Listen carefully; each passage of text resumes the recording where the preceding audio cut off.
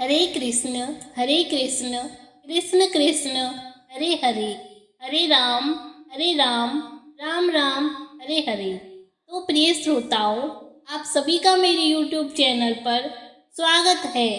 आज हम आप सबको सुनाएंगे भाद्रपद शुक्ल पक्ष की परिवर्तनी एकादशी व्रत की कहानी।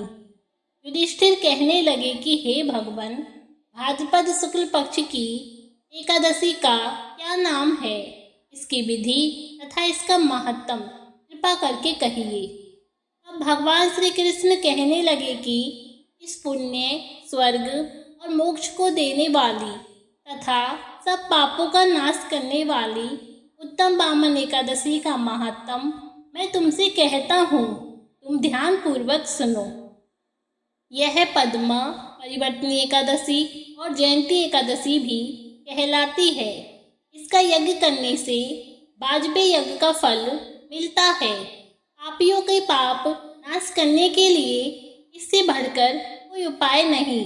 जो मनुष्य इस एकादशी के दिन मेरी वामन रूप की पूजा करता है, उससे तीनों लोग पूज्य होते हैं। अतः मोक्ष की इच्छा रखने वाले मनुष्य इस व्रत को अवश्य करें। जो कमल नयन भगवान का कमल से पूजन करते हैं, वे अवश्य भगवान के समीप जाते हैं।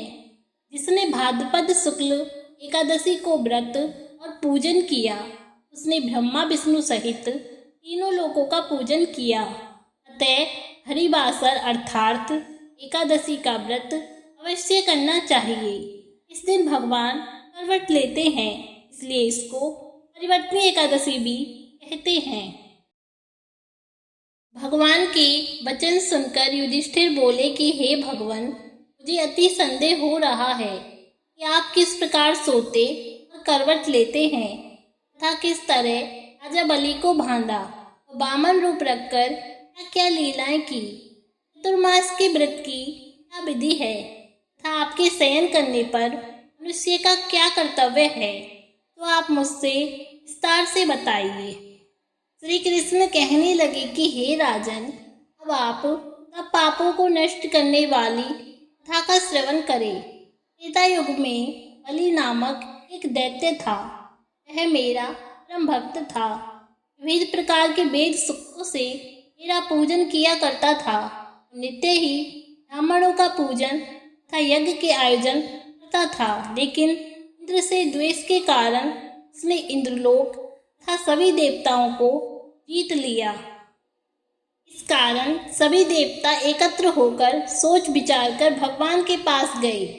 बृहस्पति सहित इंद्रादिक देवता प्रभु के निकट जाकर नतमस्तक होकर वेद मंत्रों द्वारा भगवान का पूजन और स्तुति करने लगे। अतः मैंने वामन रूप धारण करके 5वां अवतार लिया और फिर अत्यंत तेजस्वी रूप से राजा बलि को जीत लिया।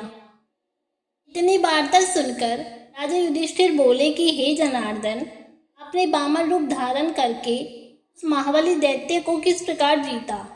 श्री कृष्ण कहने लगे, मैंने बलि से 3 पग भूमि की याचना करते हुए कहा, ये मुझको 3 लोक के समान है और हे राजन, यह तुमको अवश्य ही देनी होगी।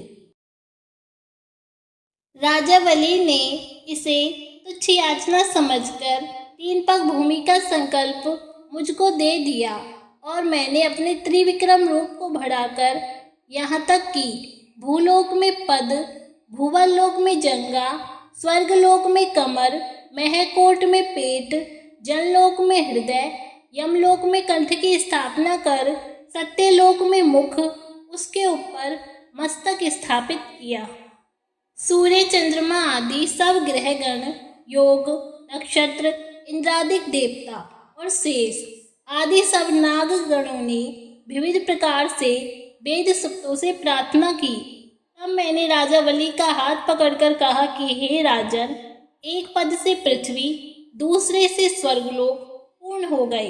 अब तीसरा पग कहाँ रखूं? तब बलि ने अपना सिर झुका लिया और मैंने अपना पैर उसके मस्तक पर रख दिया, जिससे मेरा वह भक्त पाताल को चला गया। फिर उसकी विनती और नम्रता को देखकर मैंने कहा कि हे बलि, मैं सदैव तुम्हारे निकट ही रहूंगा। रोचन पुत्र बलि से कहने पर भाद्रपद शुक्ल एकादशी के दिन बलि के आश्रम पर मेरी मूर्ति स्थापित हुई। इसी प्रकार दूसरी क्षीर सागर में शेषनाग के षष्ठ पर हुई। हे राजन, इस एकादशी को भगवान शयन करते हुए करवट लेते हैं, इसलिए तीनों लोकों के स्वामी भगवान विष्णु का उस दिन पूजन करना चाहिए। तावा, चांदी, चावल और दही का दान करना उचित है। रात्रि को जागरण अवश्य करना चाहिए।